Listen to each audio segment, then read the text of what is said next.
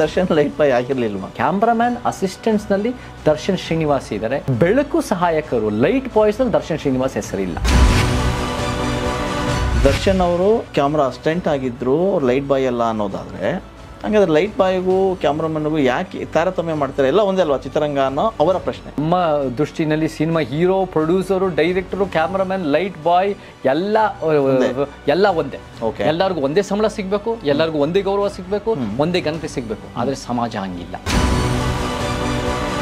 Cinema ವಿಚಾರಕ್ಕೆ ಬರೋದಾದರೆ ಒಂದು ಮಾತು ಹೇಳ್ತೀರಾ, ದರ್ಶನ್ ಯಾವತ್ತೂ ಲೈಟ್ ಬಾಯ್ ಆಗಿರಲಿಲ್ಲ, ಮೋದಿ ಚಹಾ ಕೂಡ ಮಾಡಿರಲಿಲ್ಲ ಅಂತ ಹೇಳ್ತೀರಾ. ಅಂದರೆ ಎರಡಕ್ಕೂ ಟ್ಯಾಲಿ ಮಾಡಿ ಹೇಳ್ತೀರಾ.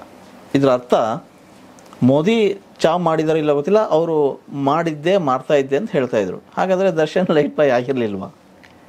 ಎರಡೂ ಉತ್ತರ ಕೊಡ್ತೀನಿ. ಓಕೆ. 2015 ಒಂದು RTI ಅಪ್ಲಿಕೇಶನ್ ಮಾಡಿದಾಗ ನರೇಂದ್ರ ಮೋದಿಯವರ ತಂದೆ ಯಾವುದು ಕೂಡ ಚಹಾ ಅಂಗಡಿ ಇಟ್ಕೊಂಡಿರಲಿಲ್ಲ ಅಂತ ಬಂತು. ಆ ವಾದ್ಗಮ್ಮು ಎಲ್ಲೋ ಒಂದು ಕಡೆ ಆ ಒಂದು ಇದಿತ್ತಲ್ಲ ಟ್ರೈನ್ ಸ್ಟಾಪು, ಅಲ್ಲಿ ಟ್ರೈನ್ ಹೋಗೋದು ನರೇಂದ್ರ ಮೋದಿ ಮನೆ ಮುಂದೆ ಆ ಜಾಗದಲ್ಲಿ. ಆದರೆ ಅಲ್ಲಿ ಒಂದು ಟ್ರೈನ್ ಸ್ಟಾಪ್ ಬಂದಿದ್ದೇ ಮೋದಿಗೆ 23 ವರ್ಷ ಆದಮೇಲೆ.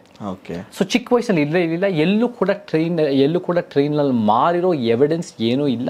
ಅದು ಒಂದು ಕಟ್ಟು ಕತೆ. ಇವಾಗ ಎಷ್ಟೋ ಜನ ಸ್ಟಾರ್ಗಳು ಇರೋರಿಗೆ ನಾವು ಅವ್ರನ್ನ ಎಷ್ಟು ಬೆಳೆದಿದ್ದಾರೆ ಅಂತ ತೋರ್ಸೋಕ್ಕೆ ಎಷ್ಟು ತಳಮಟ್ಟದಿಂದ ಬಂದಿದ್ದಾರೆ. ಚಹಾ ಮಾರೋನು ಒಂದು PM ಆಗ್ಬೋದು ಅನ್ನೋ ಒಂದು ಕಲ್ಪನೆನೇ ಚೆನ್ನಾಗಿದೆ ಅದು. ಬಟ್ ಅವ್ರು ನಿಜವಾಗ್ಲೂ ಚಾಯ್ ಮಾರಿದಾರ ಅನ್ನೋ ಪ್ರಶ್ನೆ. ಬಟ್ ಅದು ಆ ಕಲ್ಪನೆ ಭಾಳ ಚೆನ್ನಾಗಿದೆ. ಸೊ ಹಾಗೆ ಇವಾಗ ದರ್ಶನ್ದು ಅವ್ರು ಚಾಯ್ ಮಾರಿಲ್ಲ. ಹಾಗಿದ್ದಾಗ ಅವ್ರು ಯಾವುದೂ ಕಷ್ಟ ಅನುಭವಿಸಿಲ್ಲ ಅಂತ ನಾನು ಹೇಳ್ತಾ ಇಲ್ಲ. ಕಷ್ಟ ಅನುಭವಿಸಿರ್ಬೋದು ಅವ್ರ ರೀತಿಯಲ್ಲಿ. ಆಮೇಲೆ ಭಾಳ ಬೆಳೆದಿದ್ದಾರೆ. ಪ್ರಧಾನಮಂತ್ರಿ ಅಂದರೆ ಭಾಳ ದೊಡ್ಡ ಸ್ಥಾನ ಅದು. ಬಟ್ ಅವರು ಚಾಯ್ ಮಾರಿದ್ರು ಇರೋ ಎವಿಡೆನ್ಸ್ ಇಲ್ಲ. ಹಾಗೆ ದರ್ಶನ್ ವಿಚಾರ ಬಂದಾಗ ಅವ್ರು ಎಷ್ಟು ಕಷ್ಟದಿಂದ ಬಂದಿದ್ದೀನಿ, ನಾನು ಲೈಟ್ ಬಾಯ್ ಆಗಿ ಮಾಡಿದ್ದೀನಿ ಅಂತ ಭಾಳ ಮಾತಾಡ್ಕೊಂಡಿದ್ದಾರೆ. ಎಷ್ಟೋ ಹೇಳಿಕೆಗಳು ಬಂದಿದೆ. ಸಿನಿಮಾದಲ್ಲೂ ಅದನ್ನು ಮಾತಾಡುವ ಒಂದು ಮಾತಿದೆ. ಬಟ್ ನಾವು ಎವಿಡೆನ್ಸ್ ನೋಡಿದಾಗ ನಾನು ಕೂಡ ಆ ಎವಿಡೆನ್ಸು ಪ್ರಸ್ತಾಪ ಮಾಡಿದ್ದೀನಿ. ಜನ್ಮದ ಜೋಡಿ ಸಿನಿಮಾ 1996 ರಿಲೀಸ್ ಆಗಿದ್ದ ಸಿನಿಮಾ. ಅದ್ರಲ್ಲಿ ಟೈಟಲ್ ಟೆಕ್ನಿಷಿಯನ್ ನೇಮ್ ಕಾರ್ಡ್ಗಳಲ್ಲಿ ನೋಡಿದಾಗ ಛಾಯಾಗ್ರಾಹಕ ಸಹಾಯಕರು ಅಂದರೆ ಸಿನಿಮಾಟೋಗ್ರಫರ್, ಕ್ಯಾಮ್ರಾಮ್ಯಾನ್ ಅಸಿಸ್ಟೆಂಟ್ಸ್ನಲ್ಲಿ ದರ್ಶನ್ ಶ್ರೀನಿವಾಸ್ ಇದ್ದಾರೆ. ಬೆಳಕು ಸಹಾಯಕರು ಲೈಟ್ ಬಾಯ್ಸ್ನಲ್ಲಿ ದರ್ಶನ್ ಶ್ರೀನಿವಾಸ್ ಹೆಸರಿಲ್ಲ. ನಮಗೆ ಯಾವುದೇ ಒಂದು ಸಹಾಯಕ, ಪ್ರೊಡ್ಯೂಸರ್ ಸಹಾಯಕ ಆಗಿರ್ಬೋದು, ಡೈರೆಕ್ಟರ್ ಸಹಾಯಕ, ಇವರು ಸಹಾಯಕ ಅಸಿಸ್ಟೆಂಟ್ಸು. ಬಟ್ ನಮಗೆ ಅದೇನು ಒಂದು ದರ್ಶನ್ ಹುಟ್ಟಾಗಿಂದ ಸಿನಿಮಾ ಹೀರೋ ಆಗಿದ್ದಾರೆ ಅಂತ ಯಾರೂ ಹೇಳ್ತಾ ಇಲ್ಲ. ಬಟ್ ನಮಗೆ ಒಂದು ಉದ್ಯೋಗದ ಶ್ರೇಣಿಕತೆ ಇದೆ ಸಿನಿಮಾ ರಂಗದಲ್ಲಿ. ಹೆಂಗೆ ನಮಗೆ ನಿಜ ಜೀವನದಲ್ಲಿ ವಾಸ್ತವ ಅಂದರೆ ಒಂದು ಜಾತಿ ವ್ಯವಸ್ಥೆ ಇದೆಯೋ, ಒಂದು ಬಡತನ, ಒಂದು ಅಸಮಾನತೆ ಇದೆಯೋ, ಒಂದು ಸಿನಿಮಾದಲ್ಲೂ ಶ್ರೇಣಿಕೃತ ಉದ್ಯೋಗ ವ್ಯವಸ್ಥೆ ಇದೆ. ಒಂದು ಲೈಟ್ ಬಾಯ್ ಅನ್ನೋನು ತಳಮಟ್ಟದಲ್ಲಿ ಇರ್ತಾರೆ. ಕ್ಯಾಮ್ರಾಮ್ಯಾನ್ ಅಸಿಸ್ಟೆಂಟ್ ಎಲ್ಲ ಒಂದು ಕಡೆ ಮಧ್ಯ ಇರ್ತಾರೆ. ದಲಿತು ಅಥವಾ ಒಂದು MBC OBC ಒಂದೇ ಆಗಲ್ಲ. ಒಬ್ಬ ಜೋಪಡಿಲಲ್ಲಿ ಬದುಕೋನು ಒಂದು ಸಿಂಪಲ್ ಆಗಿರೋ ಬಾಡಿಗೆ ಮನೆಗೆ ಒಂದೇ ಆಗಲ್ಲ. ನಮಗೆ ಒಬ್ಬ ಲೈಟ್ ಬಾಯು ಒಂದು ಕ್ಯಾಮ್ರಾಮ್ಯಾನ್ ಅಸಿಸ್ಟೆಂಟ್ ಒಂದೇ ಆಗಲ್ಲ. ಹಾಗಿದ್ದಾಗ ಅದೇನು ಪ್ರೊಡ್ಯೂಸರೇ ಫಸ್ಟ್ ಸಿನಿಮಾ ಅಂತ ಹೇಳ್ತಾ ಇಲ್ಲ. ಬಟ್ ಲೈಟ್ ಬಾಯ್ ಅಂತ ಹೇಳ್ಕೊಳ್ಳೋಕ್ಕೆ ಅದು ನಿಜವಾಗ್ಲೂ ಲೈಟ್ ಬಾಯ್ ಕೆಲಸ ಮಾಡೋಕ್ಕೂ ಸಿನಿಮಾಟೋಗ್ರಫರ್ ಅಸಿಸ್ಟೆಂಟ್ ಆಗೋಕ್ಕೂ ವ್ಯತ್ಯಾಸ ಇದೆ. ನಾವು ಆ ವ್ಯತ್ಯಾಸನ ಅರ್ಥ ಮಾಡಿಕೊಂಡು ನಾವು ನಿಜವಾಗ್ಲೂ ಸತ್ಯ ಹೇಳಬೇಕು. ಅದನ್ನು ನಾನೇನು ಒಂದು ದರ್ಶನ್ ಕಷ್ಟಪಟ್ಟಿಲ್ಲ ಅಂತ ಹೇಳ್ತಾ ಇಲ್ಲ. ಇಲ್ಲ ಆ ರೀತಿಯ ಪ್ರಶ್ನೆ ನಿಜ ನೀವು ಹೇಳಿದ್ದು. ಅಲ್ಲೇನು ಬಂತು ಆ ಟೈಟ್ಲ್ ಕಾರ್ಡಿನ ಹಿಡ್ಕೊಂಡು ನೀವು ಅದನ್ನು ಹೇಳಿದ್ರಿ. ಹೌದೌದು. ಅದೇ ಮಾತಿಗೆ ನಿಮ್ಮ ಅದೇ ಪೋಸ್ಟಿಗೆ ಒಂದಿಷ್ಟು ಕಾಮೆಂಟ್ಸ್ಗಳು ನಾನು ಗಮನಿಸಿದೆ. ಅದರಲ್ಲಿ ವಾಸ್ತವ ಅನ್ನೋರು ಒಂದು ಪ್ರಶ್ನೆ ಮಾಡ್ತಾರೆ ನಿಮಗೆ. ಚೇತನ್ ಅವರು ಯಾವಾಗಲೂ ಸಮಾನತೆ ಅಂತ ಹೇಳ್ತಾರೆ. ಜಾತಿ ಧರ್ಮಗಳ ನಡುವೆ ತಾರತಮ್ಯ ಯಾಕೆ ಅಂತ ಹೇಳ್ತಾರೆ. ಸಿನಿಮಾದಲ್ಲೂ ಕೂಡ ತಾರತಮ್ಯನ ಯಾಕೆ ಮಾಡಬೇಕು ಅವರು? ಅಂದರೆ ದರ್ಶನ್ ಅವರು ಕ್ಯಾಮ್ರಾ ಅಸಿಸ್ಟೆಂಟ್ ಆಗಿದ್ರು, ಲೈಟ್ ಬಾಯ್ ಅಲ್ಲ ಅನ್ನೋದಾದರೆ, ಹಂಗಾದ್ರೆ ಲೈಟ್ ಬಾಯ್ಗೂ ಕ್ಯಾಮ್ರಾಮನ್ಗೂ ಯಾಕೆ ತಾರತಮ್ಯ ಮಾಡ್ತಾರೆ? ಎಲ್ಲ ಒಂದೇ ಅಲ್ವಾ ಚಿತ್ರರಂಗ ಅನ್ನೋ ಅವರ ಪ್ರಶ್ನೆ. ನಮ್ಮ ದೃಷ್ಟಿನಲ್ಲಿ cinema hero, producer, director, cameraman, light boy ಎಲ್ಲ ಒಂದೇ. ಎಲ್ಲರಿಗೂ ಒಂದೇ ಸಂಬಳ ಸಿಗಬೇಕು, ಎಲ್ಲರಿಗೂ ಒಂದೇ ಗೌರವ ಸಿಗಬೇಕು, ಒಂದೇ ಘನತೆ ಸಿಗಬೇಕು. ಆದರೆ ಸಮಾಜ ಹಂಗಿಲ್ಲ. ಸಮಾಜ ಇವತ್ತು ಶ್ರೇಣಿಕೃತವಾಗಿದೆ. ನನ್ನ ಮನಸ್ಸಲ್ಲಿ ಎಲ್ಲ ಜಾತಿಯವರು ಒಂದೇ ಆಗಿದ್ರು ಒಬ್ಬ ದಲಿತ ಅಸ್ಪೃಶ್ಯ ಅನುಭವಿಸೋ ಕಷ್ಟಗಳು ಬಹುಶಃ ಒಬ್ಬ ಲಿಂಗಾಯತ ಒಕ್ಕಲಿಗ ಕುರುಬ ಅನುಭವಿಸಲ್ಲ. ಹಾಗಿದ್ದಾಗ ಲಿಂಗಾಯತ ಒಕ್ಕಲಿಗ ಕುರುಬ ಏನು ಅನುಭವಿಸಲ್ಲ, ಕಷ್ಟ ಅಂತ ಹೇಳ್ತಾ ಇಲ್ಲ. ಬಟ್ ಜಾತಿ ದೃಷ್ಟಿಯಲ್ಲಿ ಅನುಭವಿಸಲ್ಲ.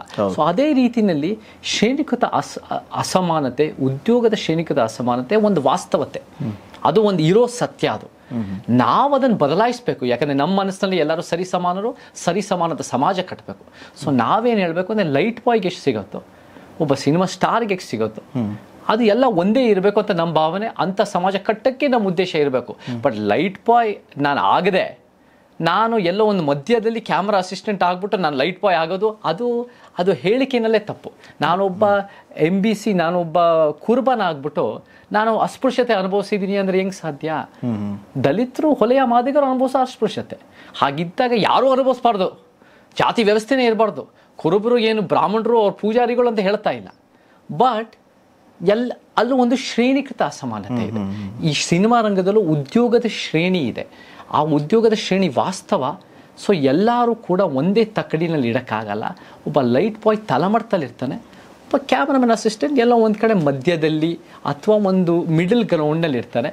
ಬಟ್ ಅದು ಆ ಸಮಾಜ ಮತ್ತು ಸಿನಿಮಾ ಟೀಮು ಅವ್ರನ್ನ ನೋಡೋ ರೀತಿ ಆಗಿರ್ಬೋದು, ಮತ್ತು ಅವ್ರಿಗೆ ಸಿಗೋ ವ್ಯಾಲ್ಯೂ ಆಗಿರ್ಬೋದು. ಅವತ್ತಿನ ಕಾಲದಲ್ಲಿ ಒಂದು ಕಾಲದಲ್ಲಿ ಕ್ಯಾಮ್ರಾಮನ್ಗೆ ಭಾಳ ವ್ಯಾಲ್ಯೂ ಇತ್ತು.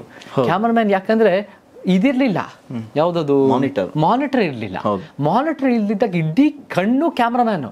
ಸೊ ಕ್ಯಾಮ್ರಾಮ್ಯಾನ್ ಅಸಿಸ್ಟೆಂಟ್ ಅಂದರೆ ಅವನು ಒಂದು ಭಾಳ ಇಂಪಾರ್ಟೆಂಟ್ ಫೋರ್ಸ್. ಅದು ಡೈರೆಕ್ಟರ್ ಬಿಟ್ಟರೆ ನೆಕ್ಸ್ಟ್ ಭಾಳ ಇಂಪಾರ್ಟೆಂಟ್. ಸೊ ಹಂಗಿದ್ದಾಗ ಯು ಕೆನಾಟ್ ಅದು ಕಂಪ್ಯಾರಿಸನ್, ಅದು ಇಂಪ್ರಾಪರ್ ಕಂಪ್ಯಾರಿಸನ್ ಅನ್ನೋದು ನಾನು ಸುಮ್ಮನೆ ವೈಜ್ಞಾನಿಕವಾಗಿ ಹೇಳ್ತಾ ಇದ್ದೀನಿ ಹೊರತು ಅದು ಕ್ಯಾಮ್ರಾಮ್ಯಾನ್ ಅಸಿಸ್ಟೆಂಟ್ ಅಂದಿದ ತಕ್ಷಣ ಸಿನಿಮಾ ಸ್ಟಾರ್ ಅಂತ ಹೇಳ್ತಾ ಇಲ್ಲ.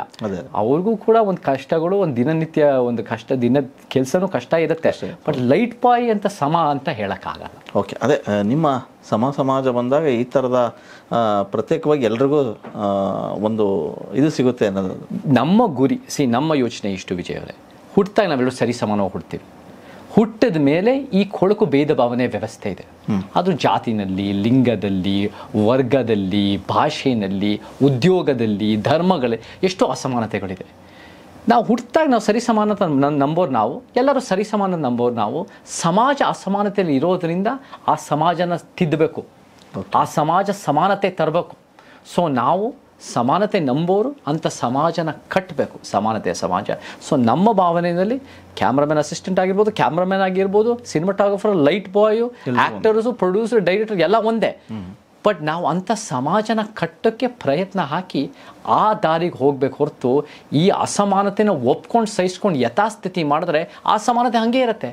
ಈ ರೀತಿಯ ಹೇಳಿಕೆಗಳಿಂದಲೇ ಚೇತನ್ ಅವರು ಪಕ್ಷಾತೀತವಾಗಿ ಬಯಸ್ಕೋತಿದ್ದಾರೆ ಅಂತ. ನಿಜ ಅದು. ಪಕ್ಷಾತೀತವಾಗಿ ಬಯಸ್ಕೊಂಡಾಗ ನನಗೇನು ಗೊತ್ತಾಗತ್ತೆ ಅಂದರೆ, ನಮ್ಮ ಆಲೋಚನೆಗಳು ಯಾವ ಒಂದು ಇವತ್ತಿನ ದಿನ BJP, Congress, JDS, AAP, communist ಅಥವಾ ಬೇರೆ ಬೇರೆ ಕರ್ನಾಟಕದ ಪಕ್ಷದ ಅಡಿಯಲ್ಲಿ ಬರಲ್ಲ. ಇವು ಒಂದು ಪರ್ಯಾಯ ಅಡಿಯಲ್ಲಿ ಬರ್ತವೆ, ಒಂದು ಪರಿವರ್ತನೆ ಅಡಿಯಲ್ಲಿ ಬರ್ತವೆ. ಈ ಸಿದ್ಧಾಂತನೇ ಅಗತ್ಯ ಇದೆ ಕರ್ನಾಟಕಕ್ಕೆ. ಯಾಕಂದರೆ ನಾವೀಗ ಪಕ್ಷಾತೀತವಾಗಿ ಬಯಸ್ಕೊಂಡಾಗ ನಾವು ಒಂದು ಪಕ್ಷಪಾತ ಅಲ್ಲ. ನಾವು ಯಾವುದೋ ಒಂದು ಕಡೆ BJP ವಿರೋಧ ಮಾಡ್ಕೊಂಡು ಕಾಂಗ್ರೆಸ್ ಪರನೋ, ಕಾಂಗ್ರೆಸ್ ವಿರೋಧ ಮಾಡ್ಕೊಂಡು BJP ಪರನೋ ಹಂಗಲ್ಲ. ನಾವು ಸಿಸ್ಟಮಲ್ಲಿ ಫೈಟ್ ಮಾಡ್ತೀವಿ.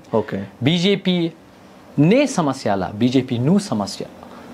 ಎಷ್ಟೋ ಪಕ್ಷದಲ್ಲಿ ಒಂದು Congress, JDS, AAP, communist. So ನಾವು ಇಡೀ ಸಿಸ್ಟಮನ್ನು ಫೈಟ್ ಮಾಡಿದಾಗ ನಮಗೆ ಎಷ್ಟೋ ತಕರಾರುಗಳು ಬರುತ್ತೆ. ನಾವು ಒಂದು ಉದಾಹರಣೆ ಕೊಡ್ತೀನಿ. ಒಂದು ಇದಾಗಿತ್ತು, ಒಂದು ಪೋಸ್ಟು, ಯಾವುದೋ ಒಬ್ಬ ಮುಸ್ಲಿಂ ಹುಡುಗ ಕೊಪ್ಪಳದಲ್ಲಿ ಪೋಸ್ಟ್ ಹಾಕಿದ್ದ.